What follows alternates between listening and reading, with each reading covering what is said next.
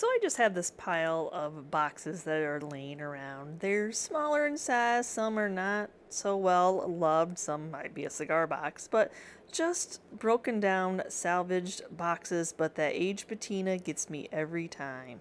There was something about that wood of the patina of those boxes, and then the Holly Glen Transfers, the new release from IOD. Oh, be still my heart, these cute little critters. The hardest part of this project is going to be narrowing it down to which one of the critters I start off with. Oh my gosh, I love the age, I love the greenery, I love the neutral shades that are in these. There's just some beautiful detail with these animals. Hi guys, welcome back to the channel. If you are new here, my name is Yvonne and you have landed on GingerChickRehab, where I love to take secondhand finds and transform them into something new.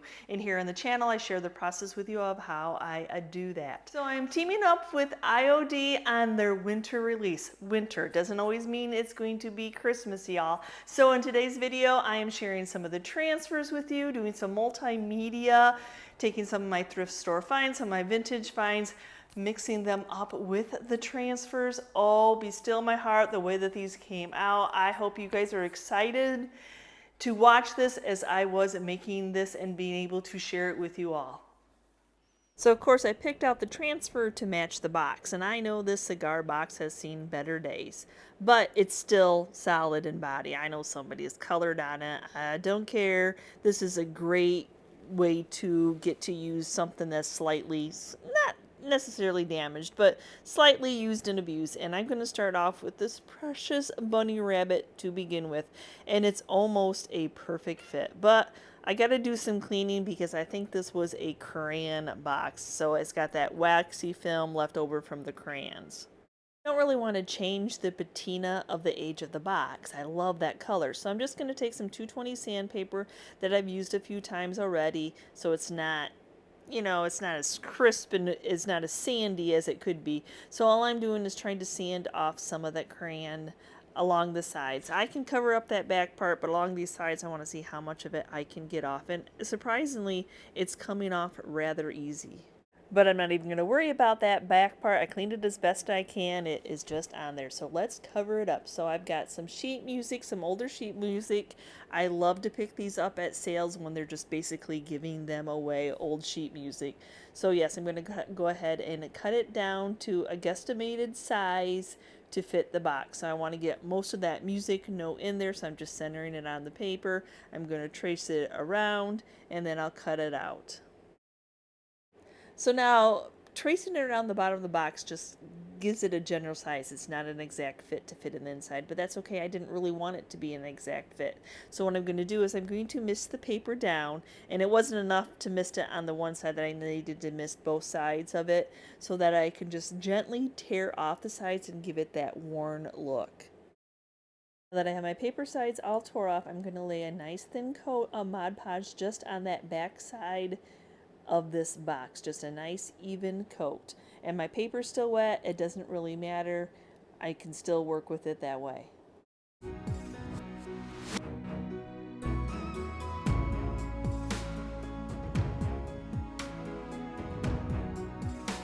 To help me lay the paper down, get it stuck, I just have a balled up saran wrap piece that just helps so you don't pull the paper's wet, you're moving it around. It just really helps you get it adhered and the wrinkles out, and you don't have to worry about your hands ripping that paper. I needed to set it off to the side and let that dry before adhering my transfer. Now the transfer is just a little bit on the larger side, so I'm just going to go ahead and cut it down. I think it's almost a perfect fit, so I'm going to just cut a little bit off here and there just so it's a little bit better fit.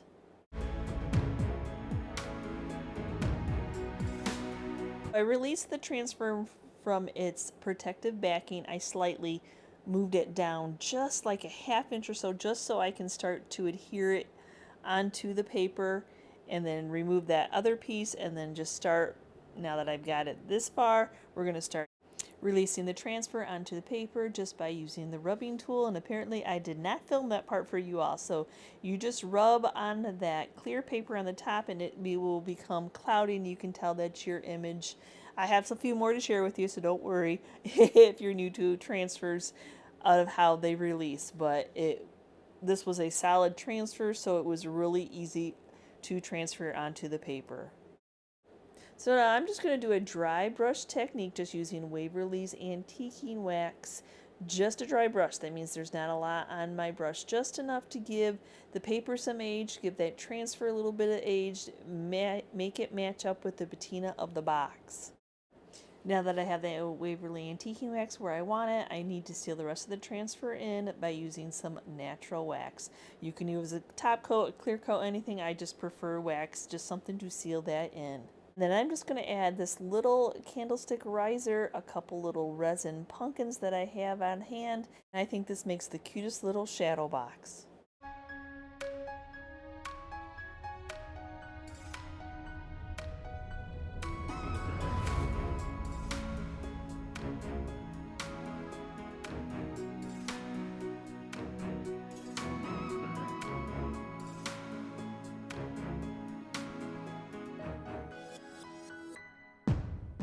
So I hope you enjoyed that one, because I have a few more boxes and transfers to make over. And I have this box with that green that was painted on it. Oh my gosh, so cute. And picking out the transfers, I tell you, is the hardest part of this all. But there's just something about birds that I love. So we're going to go ahead and get this one cut out and put it in this little box. Luckily, there's no crayons to have to deal with on this box. And I feel like this transfer is going to cover that whole back of the box. It's almost a perfect fit, so I'm not going to worry about putting any paper behind it. But this is what I mean when I said I just slightly move that paper down a little bit, flip it over, get that part to stick down in the box to get it start to transfer on there, and then I can remove the paper and then work from there. Now that I removed the paper, I'm going to go ahead and start using the rubbing tool to get it transferred on. Now this is such a tight fit, it took a little bit to get that protective paper to grab it, so I just ended up using an X-Acto knife to help me get that, like, pierce it a little bit so I can start lifting that up. You want to pull on that as you're transferring your image down. You'll see that it becomes cloudy. And then when it becomes cloudy, you know that it has been released. So just gingerly work your way. It's not a fast process, but it's a wonderful, wonderful way to transform an object.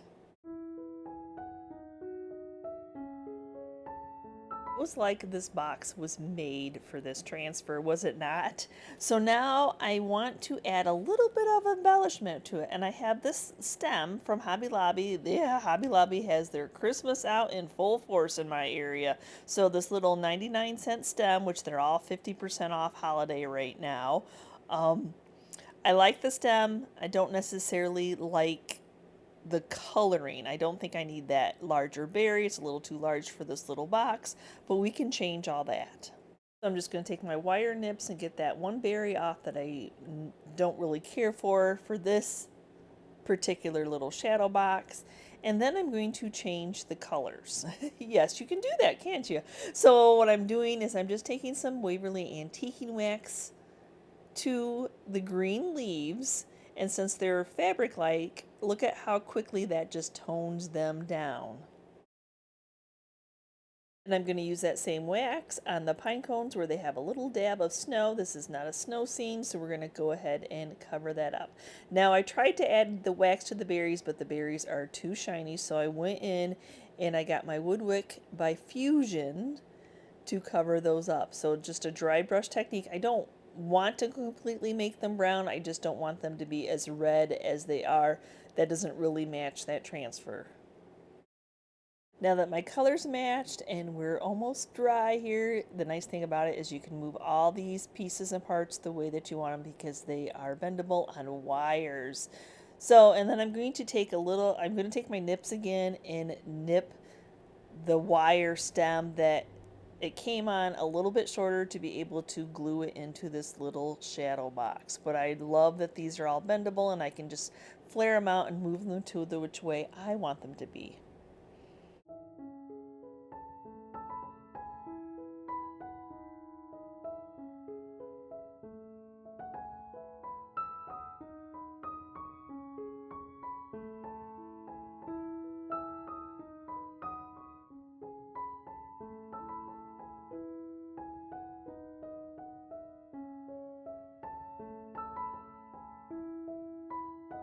And I can't really tell you how excited I was that I had all these little boxes that would fit these transfers. Just a quinky dink. But if you see them out and about, I don't know if you're like me, and I just cannot pass up a little box. I'm constantly grabbing them. So now for this one, because there's some blank space behind that transfer, I want to add paper. So I'm going to do it just like I did before, where I trace it, get my general size of what I need, cut that out, wet the paper, rip the paper so it gives it that aged look.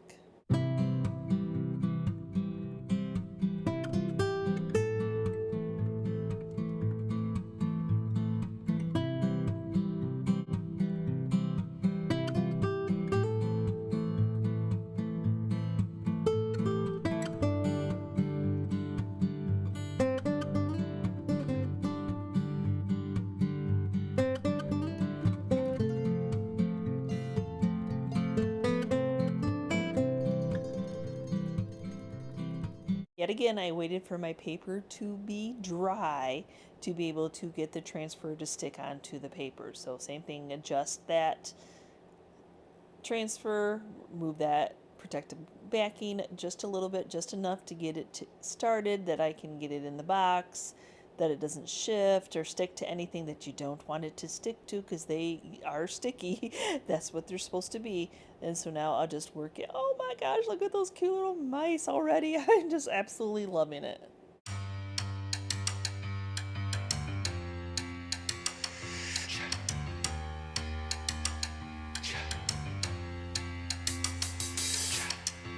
Remember, you do need to seal your transfer in, so I'm just using some Varathane clear wax to achieve that. Now that's going to look like it's done something to the paper, but once it dries, the paper will come back out to its natural color.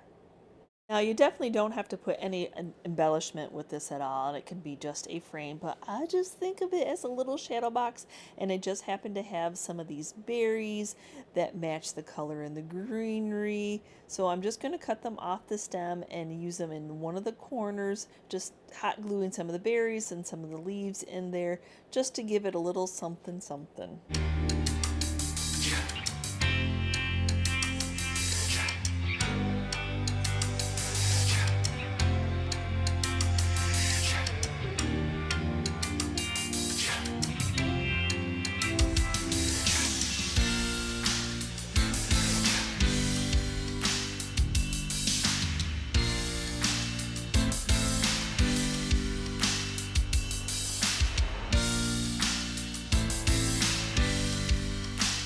And I know these two-sided split can be difficult, but I just happen to have two foxes. Oh my gosh. So I think this will be wonderful, but I'm going to go ahead and back them with some of the music paper that I have, also cutting out the areas that has the most music on it.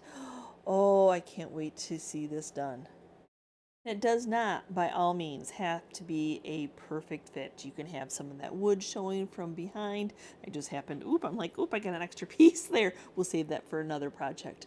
So now I'm just doing that same thing where I wet it to tear it so I can distress the edges. So it is not a perfect fit. It does not, again, it does not have to be a perfect fit.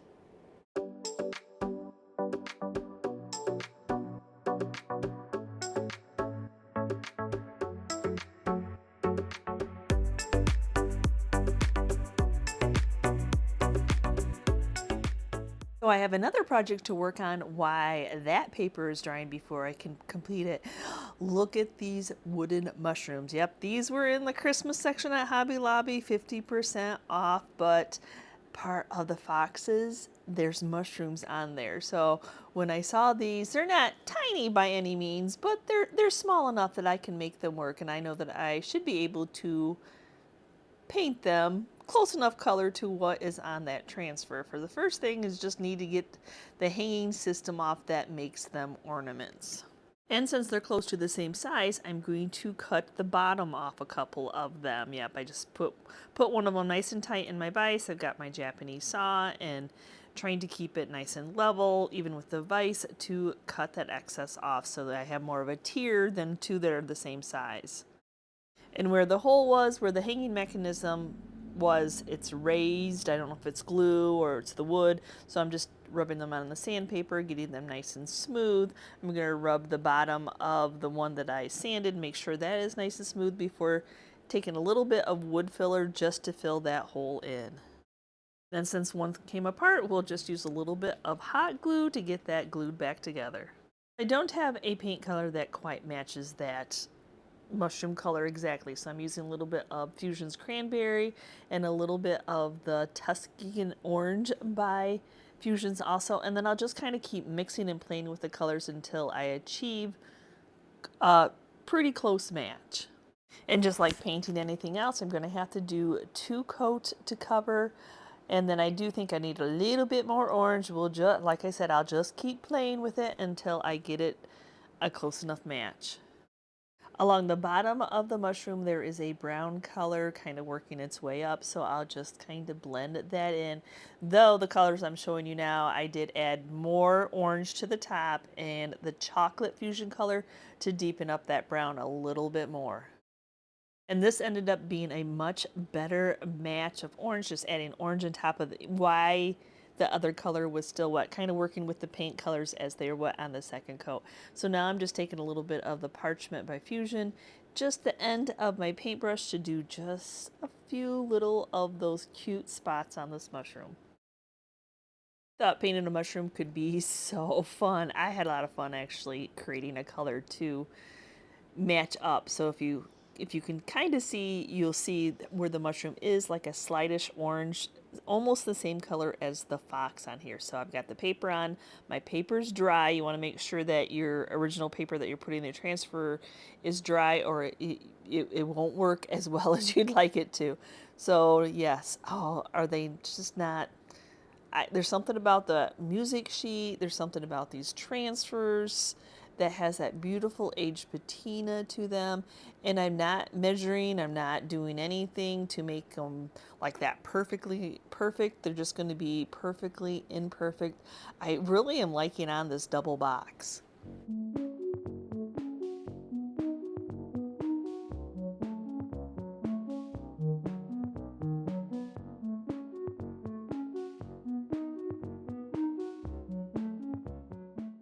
Now I'm going to go ahead and get these mushrooms glued in. And y'all, I actually bought the mushrooms because I thought they were super cute. I knew some of these transfers when I went to Hobby Lobby had mushrooms in it, but I cannot believe that I found a box for them to fit into. I was super excited about that. So that's why I wanted them one shorter. I guess I could have cut the other tall one shorter, but it ended up fitting in there. So I'm just kind of off centering them. I love like the imperfections on this one where you could see that darker paint and that little bit of a crack, the sweet little uneven dots, little speckles on those mushrooms. And yes, I'm glad that I just kind of just let it be what it was be without measuring and just let that perfectly imperfect. Oh my gosh, it is so stinking cute, y'all. But wait, it does need a little bit of greenery, and I actually found these at the Dollar Tree store. I just loved that green. I loved that it wasn't a solid green, and I thought, oh, that will be a nice hue to pop in this little shadow box. So very, as you see, very easy to take apart. So the one individual petal is a little much to just glue on there. I'm going to go ahead and cut them down to size. So I'm cutting them in half first, but I'll do like 3s and 2s and maybe some 1s just to give some dimension.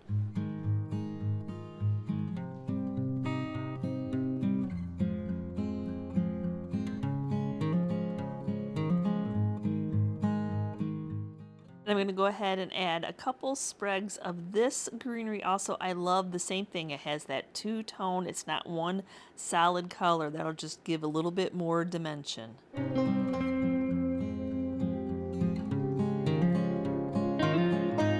And I did want to add some brown color to it, though I thought, oh, I'll add some mini pine cones. And when I got in my mini pine cone stash, I remember I had these, and I'm like, I don't even know what they are. If you know what they are, go ahead and comment down below. They're seed pods of something that were put on wire that I thrifted, but I thought that'll be a nice accent to tie this all together.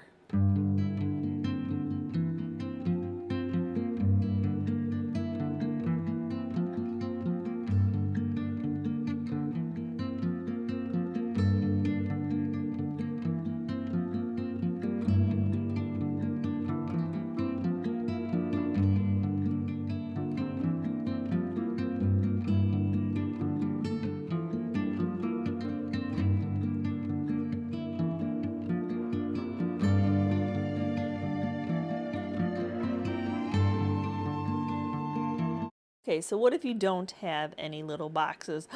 I just ran across these at the Dollar Tree store. I did not know they had black canvases. Yeah, I'm always the one left behind. I'm always, whatever a trend is, I don't know. Anyway, I absolutely love the black canvases. I know a lot of times the rule of thumb is to have like a lighter background on a transfer, so we'll see how this turns out because I think these owls for the fall season with Halloween, even though they're not as Halloweeny, but that black background, oh, I can't wait to see this on there.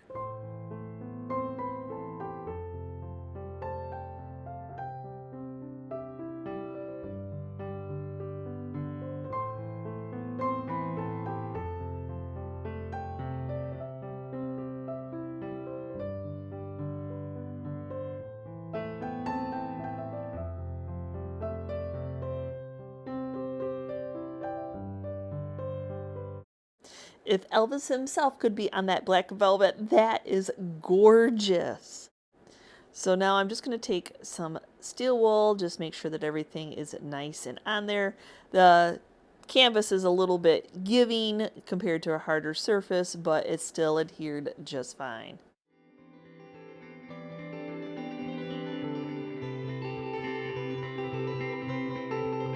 I love that these little canvases come with an easel, but I want that to look finished. That is not a finished back to me by any means. So you could use some cardstock, a piece of lunch sack, the brown paper lunch sack. I just have some contractor's paper that we use all the time here in our shop, and I'm just going to glue that onto the back of it to give it that finished look.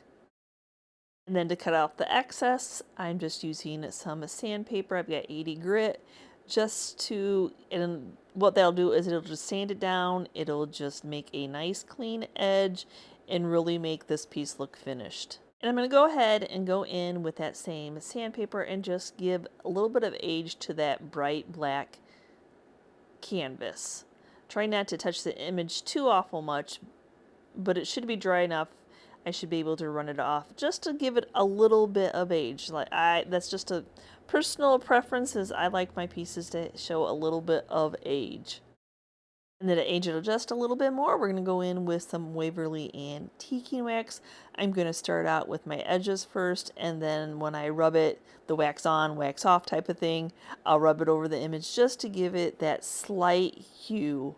And I also want to give the easel some age, so I'm going to do the same thing. We're going to do antiquing wax all over the entire piece, not to cover like I want this to look like it's painted. After I get enough on, I'll just take a wet wipe and blend it all in. And then for a little bit more age and distressing, I'll go in with some Jolie's black wax to add a little bit of depth.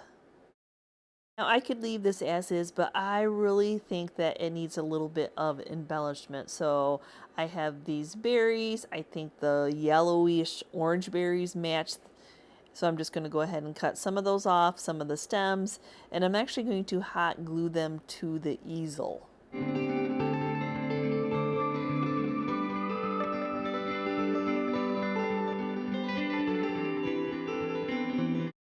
And I just thought it still needed a little bit more. And as I'm eyeballing that music sheet paper over there on my counter, I'm like, I think I can make some leaves out of this music sheet paper just to add a little bit more embellishment.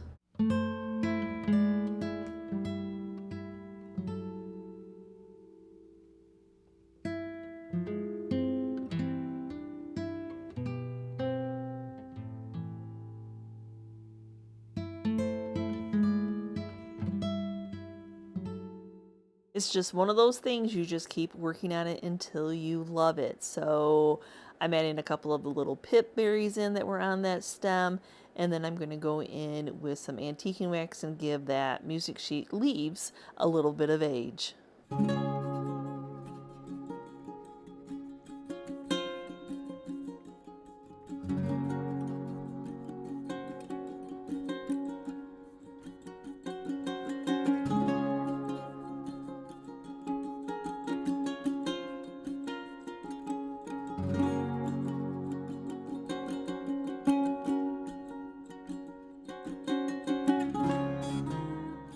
Fast forward through a whole bunch of repeat steps, but I'm going to do a set. Oh, these owls are just so gorgeous. Now, I know that it overlaps, and that's okay. So I'm going to go ahead and off-center this one. After I got this transfer sealed in with some clear wax, I really loved those music petals. So on this one, the other one I made leaves. So this one I'm kind of making a flower petal, and then I will be adding some more beads to this, except the beads will be a little bit different, more corresponding with what the colors are on this owl.